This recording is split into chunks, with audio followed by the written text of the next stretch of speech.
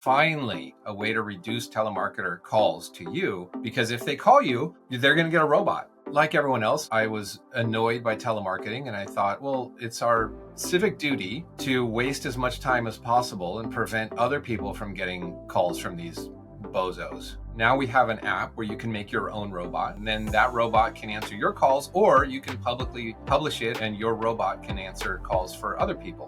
In the last few months, we've now engaged ChatGPT in this effort. And so now the robots will just talk endlessly and engage in the conversation with the telemarketer. So if the telemarketer is talking about a particular topic, then these robots will tune their conversation to keep the telemarketer engaged for their specific topic. And so it's really increased it to a whole new level.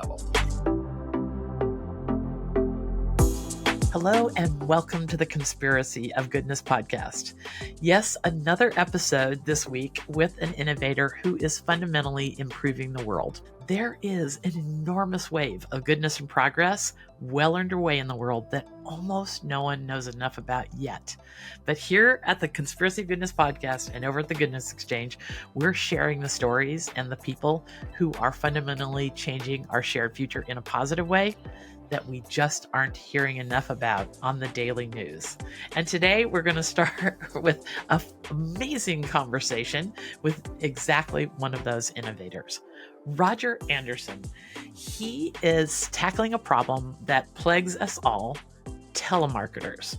And in his solution, he has found this genius of good humor.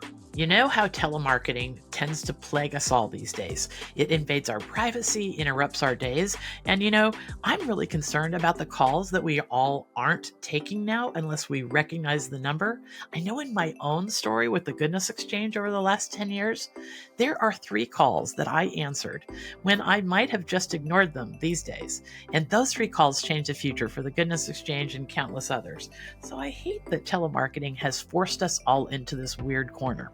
But that doesn't have to happen anymore because Roger Anderson is a man with a plan, and he offers a good-natured solution to this telemarketing problem. He's one of those wonderful innovators who saw a problem, looked at his experience and his expertise with all things telephone related, and then came up with a solution that works. And it's called the Jolly Roger bot. So what's going on here is that Roger has this AI creation that is developed to engage telemarketers in humorous and time-consuming conversations that sounds very much like a real human interaction, and then it effectively blocks them from using us or prevents them from creating more potential victims out there. So during Roger's TED Talk, he gets a lot of laughs, and he's going to do the same for us today. And I really needed to talk to someone with as good a sense of humor as Roger, and today is the day. Thank you and welcome, Roger Anderson. Well, thank you, Dr. Linda. Thanks for having me. That was really, really kind. Thank you. Well, I tell you, I'm being very honest. I've had a complex week, and I can't think of another person that I'd rather talk to. Our pre-call was just such a load of fun that I knew this was a topic we needed to share with people, and here we are. Just to kick us off, Roger, I love this quote that you had for me during our pre-call, and I think it puts this whole interaction with the telemarketers in the right frame of mind. You said, instead of just ignoring the doorbell, think of the Jolly Roger bot like a bouncer in the form of a talkative teenager that you have to interact with these telemarketers when you'd rather be doing something more important with your time.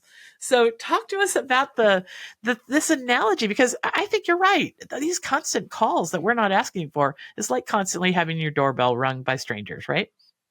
Correct. Yes, it's very invasive. Telephones are, one of certainly the easiest way for strangers and bad actors to poke their way into your house. It's a lot of work, obviously, for someone to travel to your house and knock on your door. It's almost no effort at all for someone to sit anywhere in the world and make thousands of phone calls an hour and just ring into our houses all the time. And we have this vector into our personal lives now through the telephone. And yeah, it can be very invasive. And, give us the scope, like we're all annoyed by this, but give us the scope of this. This is not just like somebody's son in Topeka, Kansas, who can't find any other job and goes to work for a telemarketing company. This is huge. This is like an endemic sort of industry, right?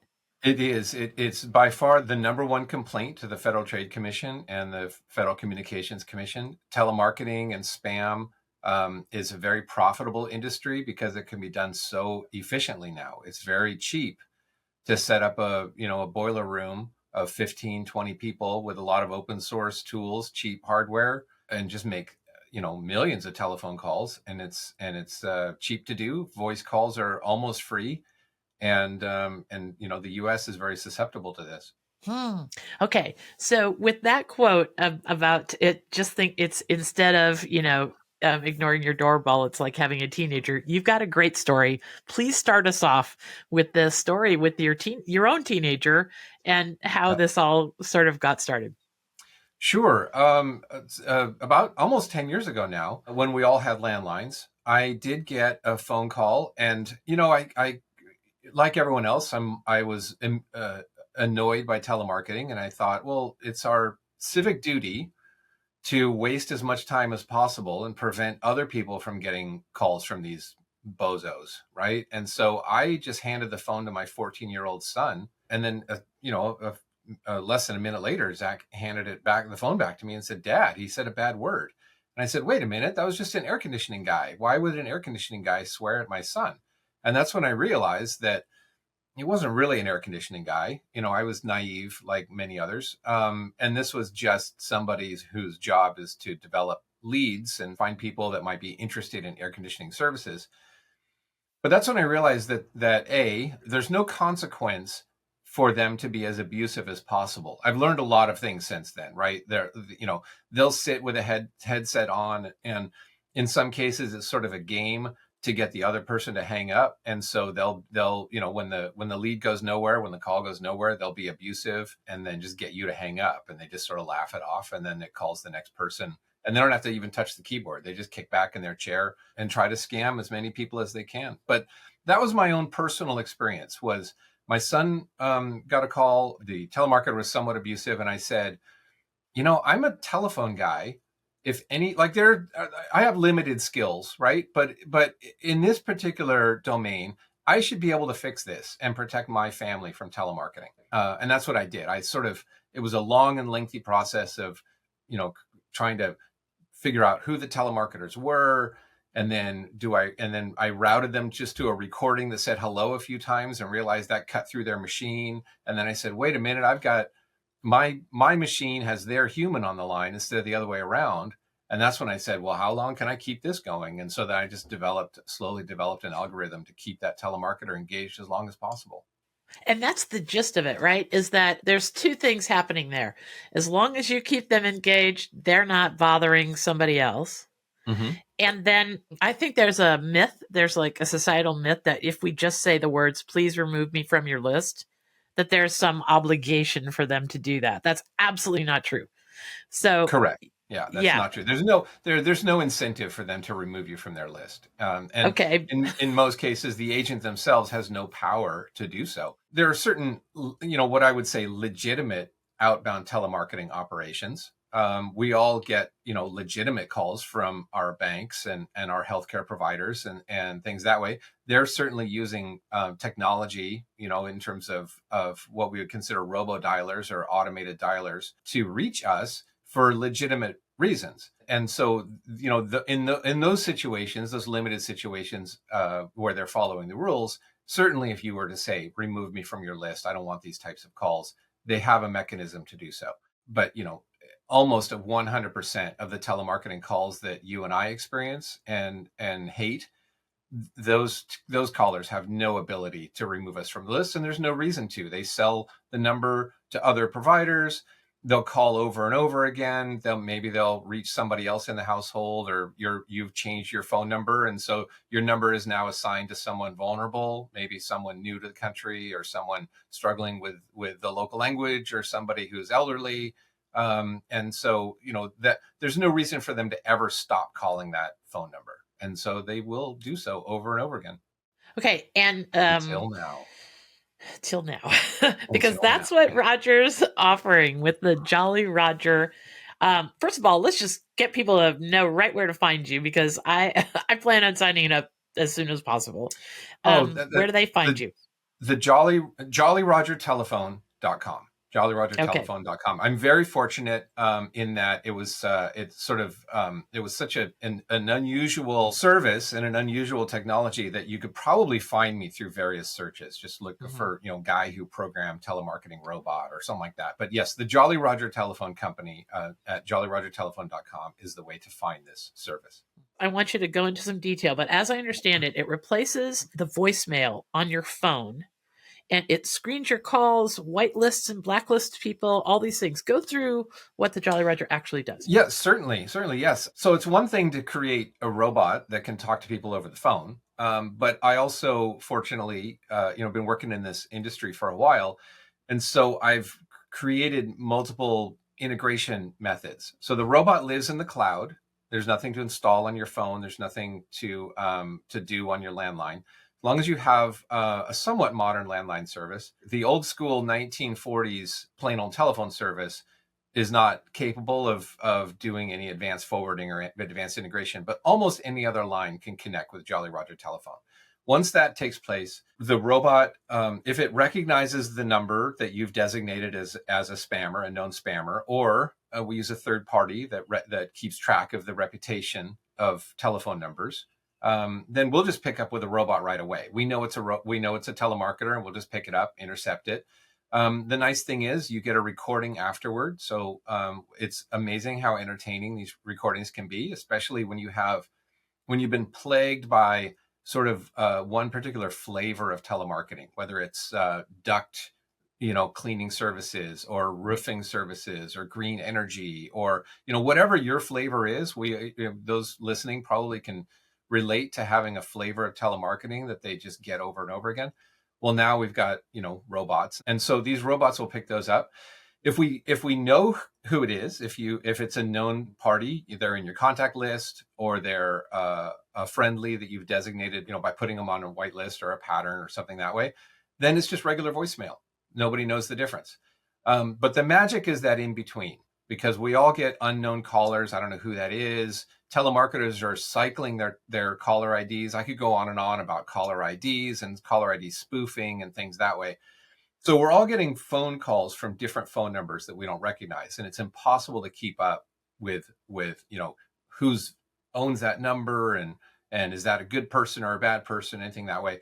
So the unknown callers, then that's where we can sort of determine whether they're using robodialers, and we can engage with those callers, and we can send the good people back to you. We can transfer them back to you if it's a known human. We can take a message if they're a known human. We can let you know, or we can just automatically detect, and we can engage with a robot and keep them busy. And again, you get a recording afterwards. So if it is a message that you need, the robots are friendly, they're engaging, they're patient. They don't make any effort to insult or belittle or degrade the telemarketer, and so they'll just keep that telemarketer on the line as long as necessary, as long as they're ready. And that's how we can plug into landlines and mobile services, Google Voice, a lot of different types of telecom. So whatever phone service you have, we can probably protect it with a robot. And I love this part about the robots aren't rude and they aren't threatening. They are just really engaging. So tell us the story of the engagement that happened after you realize, well, back to our opening, it's like having a 14-year-old starting to engage all these telemarketers. Yeah. Right. The robots are so we start out with one or two and then grew from there, and now we have an app where you can make your own robot. So you can turn your own voice into a robot. It coaches you through recording some prompts and telling some stories and saying some things, and then that robot can answer your calls, or you can publicly publish it, and your robot can answer calls for other people as well. The first robot I created, I could not conceive of actually getting through an entire conversation. I recorded some things and said some stupid things and what I call inane things, and the telemarketers got through the entire repertoire of the robot. I had no idea that was even possible at the time, of course, and then thought, well, this is great. And then I recorded some more things, and then that way. But of course, you've heard a lot about ChatGPT. And so in the last few months, we've now engaged ChatGPT in this effort to protect you and other consumers. And so now the robots will just talk endlessly and engage in the conversation with the telemarketer. So if the telemarketer is talking about a particular topic, then these robots will tune their conversation to keep the telemarketer engaged for their specific topic. And so using that technology of ChatGPT, it's really increased it to a whole new level. Okay, so a few of the big major details that I learned about during our conversation is one, there is no getting this thing to stop unless you make it a great disadvantage for them to keep us on their list. Right? That's the whole thing. So, talk Correct. to us about how the hierarchy works. I always thought I was talking to somebody's son in Topeka, Kansas, like I said, just like my son. Right. Right. But that's not the way it works. And talk to us about how the big picture works so that we feel better about making these conversations go on in the background and we go on with our lives. Certainly. So, there are various levels of telemarketing, right? The lowest level would be somebody, stuck overseas making a lot of phone calls. Sometimes their English is so bad that you've heard these soundboards. What you might think is you're talking to a computer, you're actually talking to a soundboard. So they can hear you, and then they have 75 or 100 prompts up on the screen. They can just push a button that says this is so and so. And so then when you try to drill them down for something, they'll have a pre-recorded thing that says, ha, ha, ha, no, I'm a real person, I'm just trying to keep to my script. They'll say, they'll have a sound file appropriate for trying to engage you in a conversation. And so that's often driven by a very low paid worker who's just driving the soundboard to try to qualify you and then determine if you're a good candidate for scamming. And then they'll transfer you to somebody to take over the conversation. I call that person Mr. Big, right? So then Mr. Big will take the conversation over and try to engage you further. So that's kind of the lowest level of telemarketer. And you go up from there, and there are I wouldn't say that this is it's certainly not all illegal. Sometimes it skirts the line. The Federal Trade Commission is struggling to keep up with telemarketers, even that run onshore within the US.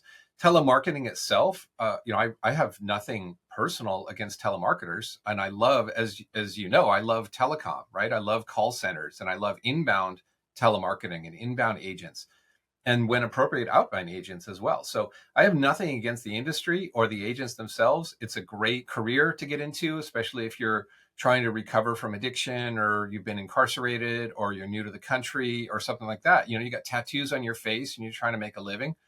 Telemarketing is a great place to be, right? And so telemarketing, in terms of the agents themselves, no, I have no ill will against them. I don't like the way they're weaponized and used against us by an industry that profits from taking advantage of the vulnerable and things that way. And so that's why I like these robots that they kind of transfer that pain. So the pain that we feel in being inundated with telemarketing calls and scam calls, what I'm trying to do is transfer that pain back to the industry so they can be a bit more selective of the numbers that they're calling. So they call their own customers that are actually ready to engage with them to renew a subscription, or provide, you did some service on your roof and now it's been 5 years and it's time to do some follow-up service on your roof, right? Those are a legitimate use of outbound campaigns. And so transferring the pain is really is doing that. And then it gives you a sense of revenge, right? It gives you, as the consumer, the person who's been inconvenienced all these years, right? It gives you a sense of empowerment and revenge. And it's really it's a very nice emotional connection to the service, especially when you're listening to the calls and they're entertaining. You can share them. So really, that's my goal, is to make it fun for you, to protect everyone. I have a lot of examples of telemarketers themselves who find it amusing, right? So they're not sure what's going on, or in some cases where they don't have control of the numbers they call, and so they'll call and they'll oftentimes reach the same. We'll get the same call from the same vendor day after day after day. You know how relentless these people are, right? And so So they'll get a robot, but it's a random robot. And so I have an example of 7 or 8 calls in a row, just one day after the other, of this agent who's just confused, but also amused and delighted by speaking with a robot. He said, "This is the best part of my day. I don't know what kind of technology you got there, but this is hilarious." So it's a win for everybody in many cases. Although when the telemarketer gets mad, that's very entertaining and amusing in some cases. All right, give us some storyline of how one of these conversations with the Jolly Roger bot goes.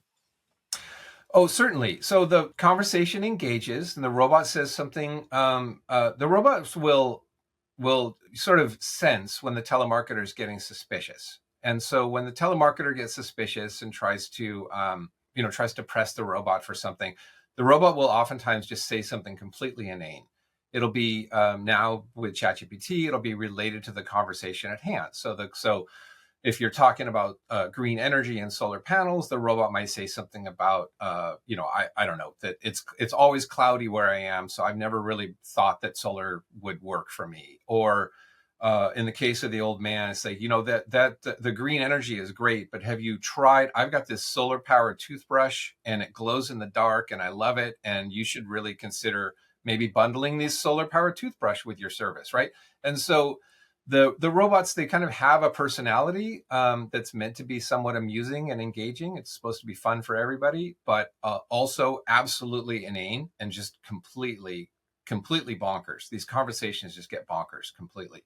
I had one recently where the robot convinced the person on the phone to sing in the style of Bing Crosby, and to sing your pitch. I'll listen, I'll buy whatever you're saying, but you got to sing to me. You got to sing it to me, right? Because I want to hear about what you got. Anyway, it did. The telemarketer sang the pitch, and so it was. Anyway, it's absolutely nuts. These conversations are crazy. And they stay with it, and you've got some recordings of when the telemarketer actually starts to figure out there's something way awry, but it's pretty far in. You've even got a recording of a supervisor coming over and checking in and deciding. Yes, in a particular case, the agent was talking for a long time. Now, if an agent is speaking for 8 or 10 or 15 minutes, which is very common with these robots, supervisors will often do a silent monitor. So they'll engage with the telemarketer, or so they'll just sort of tap into the conversation and listen in to see what's going on. And supervisors, of course, are better trained, and so sometimes they'll recognize, this isn't quite the conversation. This isn't going the way it's supposed to. And so supervisors have the ability then to barge into the conversation. And so in a particular case, the supervisor barged in, and I was able to hear the supervisor and the agent speaking with each other. And that's when the supervisor said, "No, this is a robot. You've been talking to a robot." She says, "No. This robot has been, it said it was interested in solar. They said that they had a big roof." And, and the agent was confused because the robot had done such an effective job speaking about the conversation. And the supervisor said, "No. I can tell because it's still just sort of grunting along even as we're speaking, right?" So what we have to do, this is the illuminating part. What we need to do is write down that phone number, and we have to open a ticket with our dialer and get this number removed from our system. So it's actually cumbersome to go in and remove your number. So the supervisor said that to the Correct. worker. Was telling the worker, we have to open a ticket with our dialer vendor and get this number removed. So it's not just a matter of the agent clicking do not call. The supervisor did not have the ability to say do not call. It was actually a very cumbersome process to open a ticket, get the vendor to remove the number from the anyway. So, but it was such a painful conversation to waste 20 minutes of agent time that it's worth it now for these companies to go in and take your number off their list. Finally, a way to reduce telemarketer calls to you, because if they call you, they're going to get a robot. And great, go for it, because every time you talk to my robot, it's entertainment for me, maybe something I can share with my friends and we can all laugh about it. So if you want to be more efficient, you need to take my number out of your system. And that's the goal here. That is the goal. That is brilliant. It's just brilliant. Okay, so I love this. I love this thought of transferring the pain too, because it is painful to get engaged in this, and we Yeah. know so many And you're a people that nice get. person. You don't want to be rude to the callers, right? Yes. You don't want to be rude to people, especially if they sound nice as well. They're just, starting out in the industry. They're new. So Hmm. you don't want to have to go through the effort of turning people down and rejecting call after call after call, right? It's got to take a little bite out of your soul. Yes. Yeah. Yes. It does. It does. That's why I keep talking about somebody's son in Topeka, is because when my own son started in the working world. He worked for the world's largest travel company. And Hmm. granted, he was only making phone calls to people that had inquired about a trip. But Right. still, it felt like it was just too close to these people that are always calling me every day.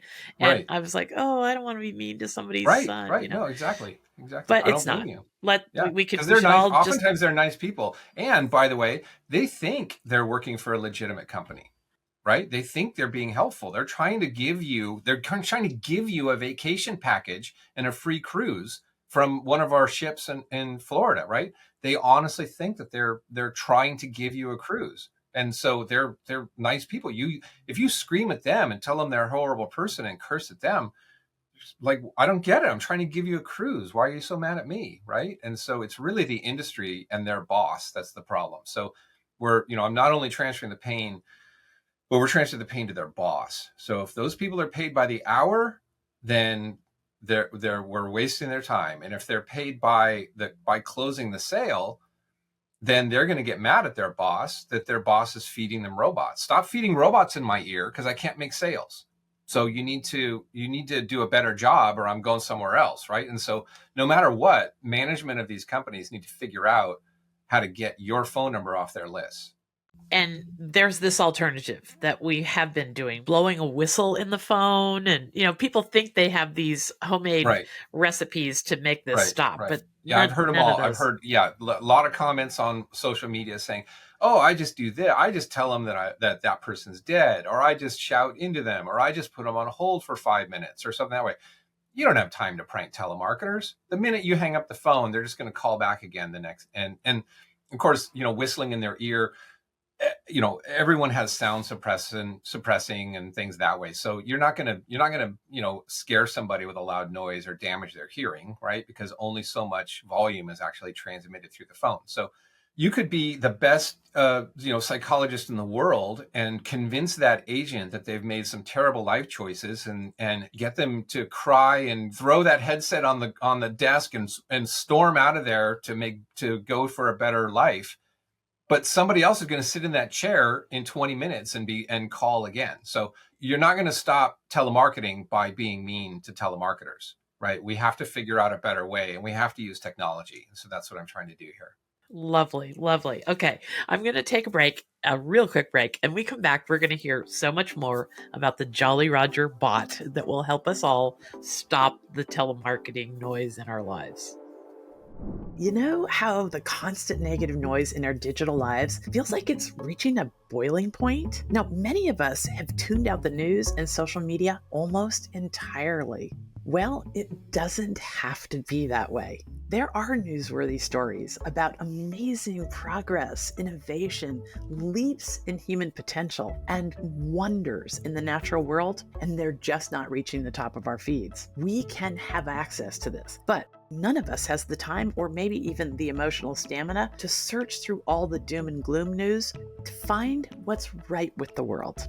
Okay, enter the Goodness Exchange. There, we are giving instant access to positive news for curious people. Did you hear about the recent Harvard study that found that exposure to just 4 minutes of good news can make you 32% less anxious and 18% more optimistic? Well, I don't know about you, but I need those kind of numbers in my life. So, if you want to live with more joy and way less fear, it's really simple. First, you join us at the Goodness Exchange. Everyone around the world has the opportunity to access this kind of content. And we've promised no politics for about a decade, so you're safe from all that distraction as well.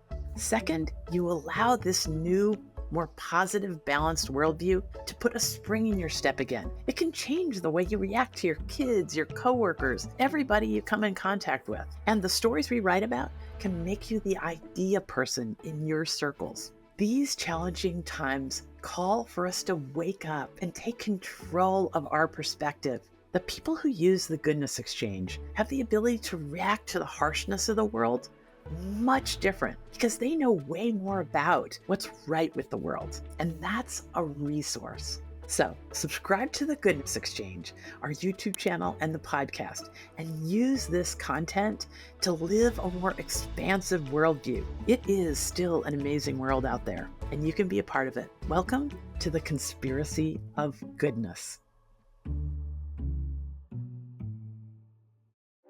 Okay, we're back with Roger Anderson of the Jolly Roger Telephone Company. So, talk to us about the Shark Tank part of this story. I can't believe I was the least interesting person in the world until this became sort of news, right? This bot, and I'm very fortunate because I've had no pushback. Everyone loves it. I managed to tap into something that is a universal hatred for spam calls, right? Everyone hates spam calls. Even the telemarketers, of course, hate spam calls, right? Well, I somehow caught the attention of a producer with Shark Tank and was contacted for that and ended up becoming a guest on the show. I couldn't believe it. Wow. Okay. And did they think this was funny and humorous and as engaging as I seem to? Yes, everyone did, and it was sort of met with laughter and disbelief. I think Mr. Wonderful even said that this is the first time he's ever seen a pitch where the product was revenge, and so in a nice way, in revenge a in a nice way. Right. Well, it's with Shark Tank, it's also entertaining and good TV, and so my co-founder Steve, he and I got on the show and acted goofy and sort of embarrassed ourselves by being sort of over the top, and it was good fun. It was all in good fun. Okay, so talk to us about how these robots get their personalities, because that seemed to be something that really I thought was interesting too. You can make it the old guy who's forgetful and so forth and so on, or you can make it your 14-year-old. Or talk to us about the personality aspect of this. So for when you configure your service, you're able to select a particular robot, or you can sort of create what's called My Crew, right? It's sort of a pirate nautical theme. So you can create a crew of pirates that, any one of them randomly will be selected when a robot gets engaged. And the robots sound like frazzled mothers. They sound like IT workers sitting in a cube. They sound like old man or old woman, right? So we have various personalities for the robots and various voices that we've sort of had friends and family, and now you're able to make your own robot, right? So it can be in your voice if you want. The ChatGPT robots are actually using some voice cloning technology, which I was extremely thrilled with.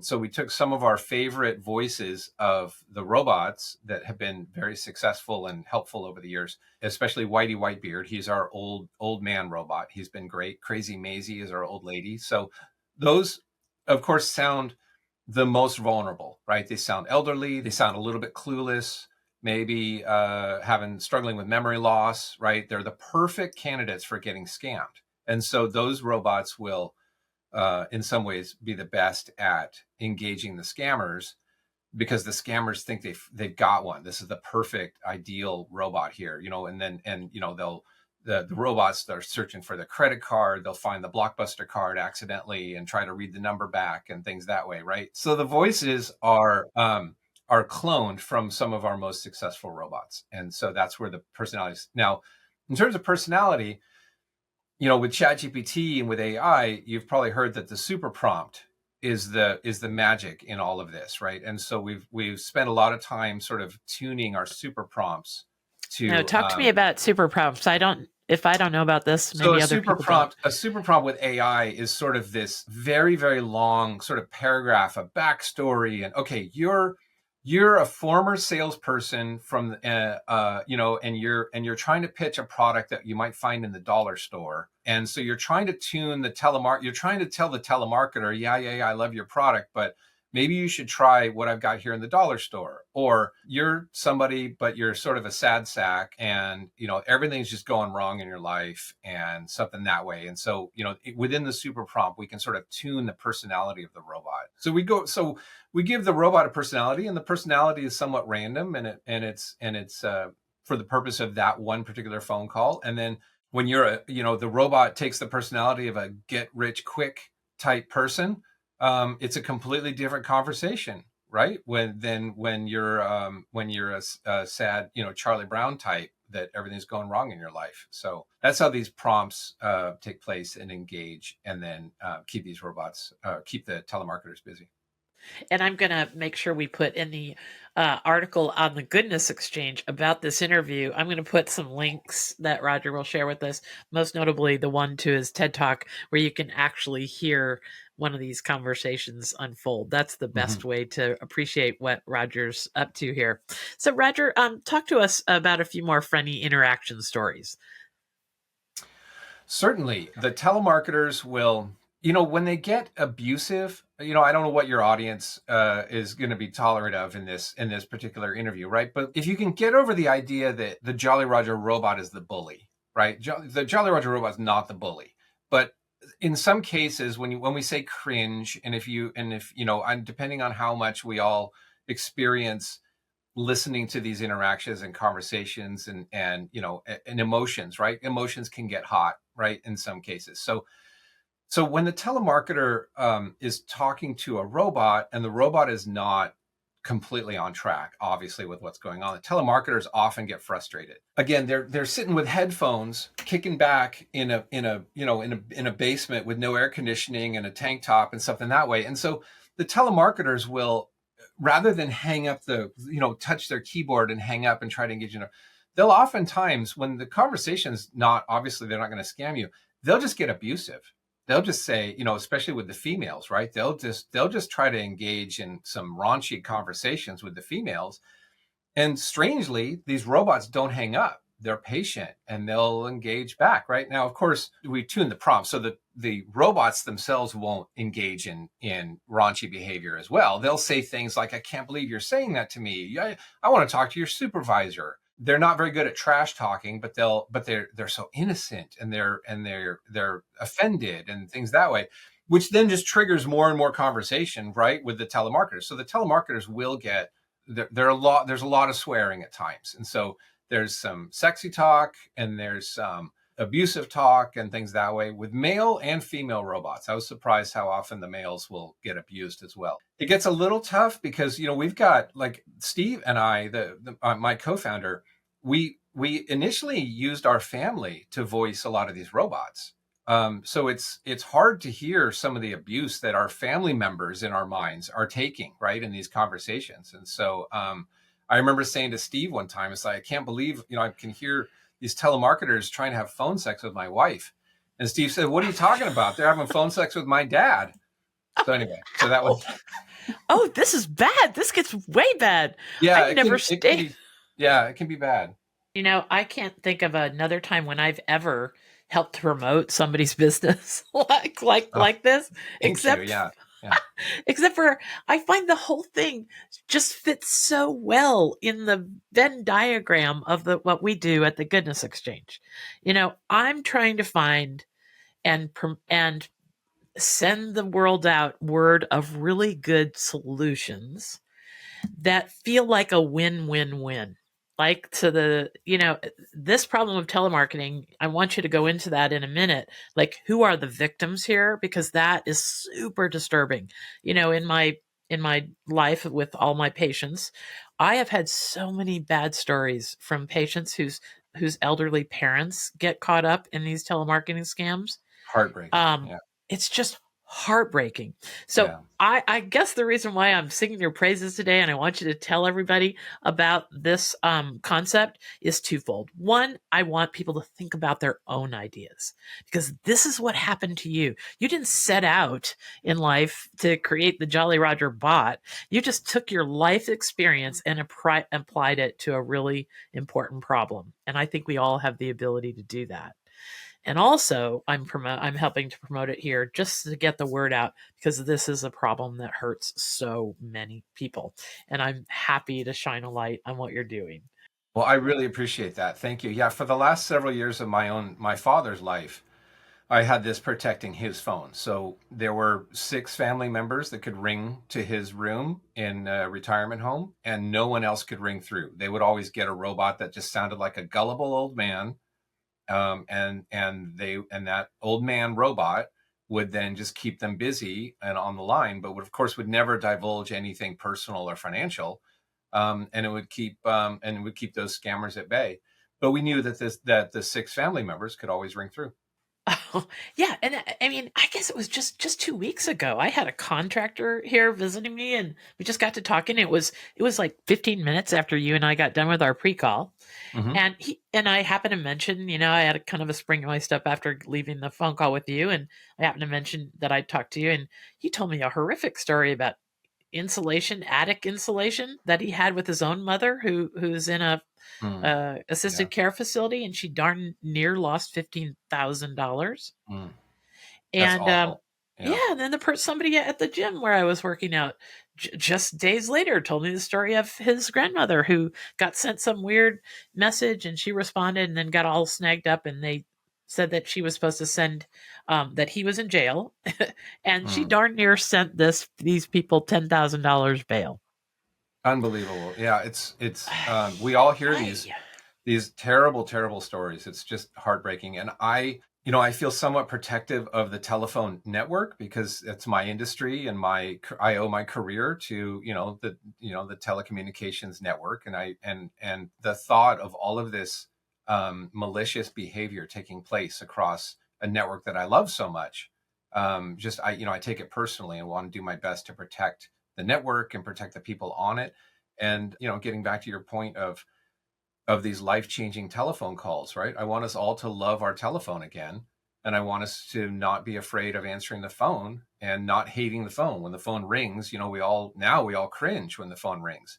And that breaks my heart because I love telecom, and I love the mission and the spirit of it, and this concept that anyone on the planet can talk to anyone else on the planet with just a numeric address, and no permissions, no searching for them, no requesting access, none of that, right? We all this telephone, and maybe that's an antiquated concept, but I just want to keep it going as long as I can.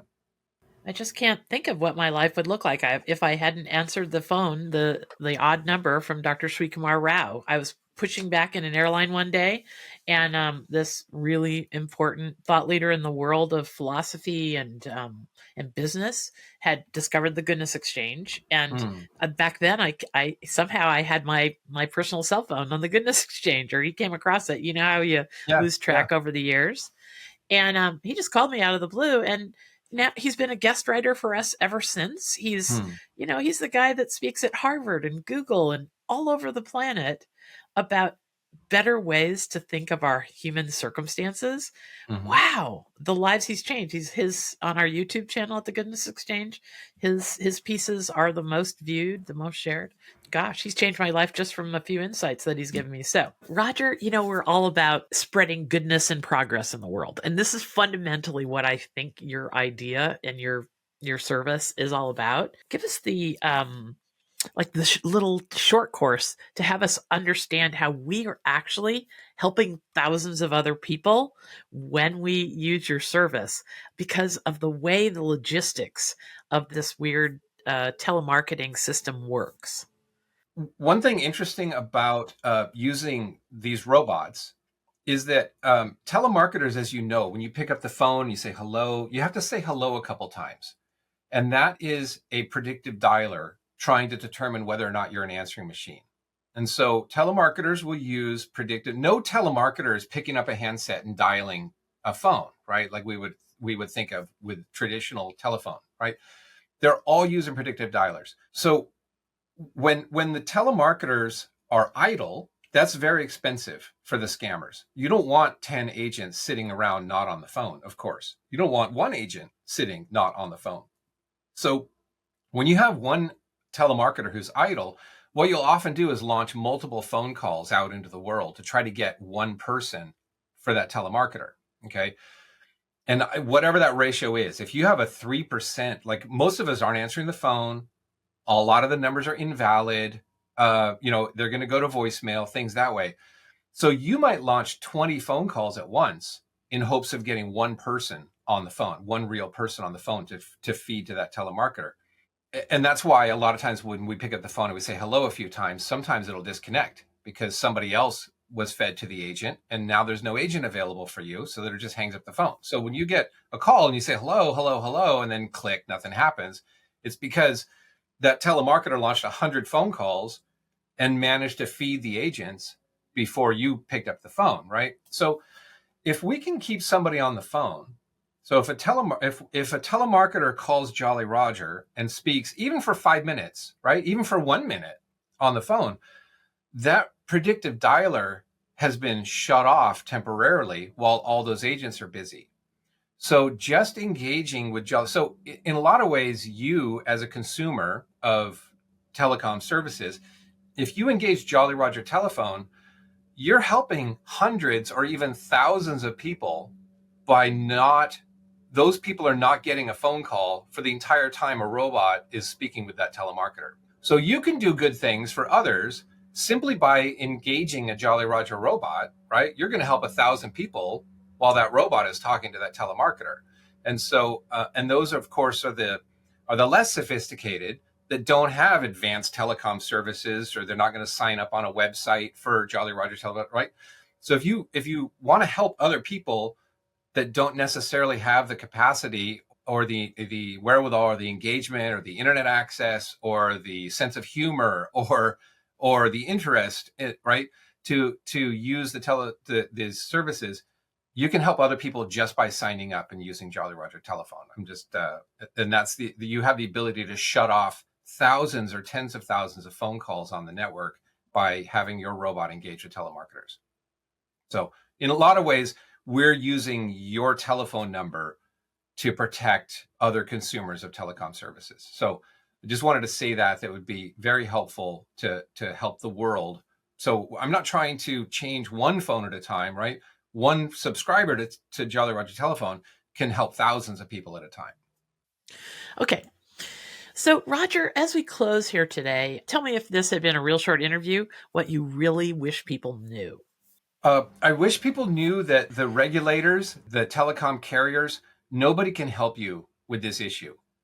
Nobody would have come up with the idea of a robot talking to telemarketers in a boardroom, right? Or a pitch meeting in a big executive, right? So it really had to be a scrappy hooligan that just happened to have just the right skills and sat in a basement with a propeller on his head, thinking up ways to, come up with this, maybe whatever. So I sort of stumbled upon what I think is the only evil genius solution to stopping telemarketing, and that is to transfer the pain back, right?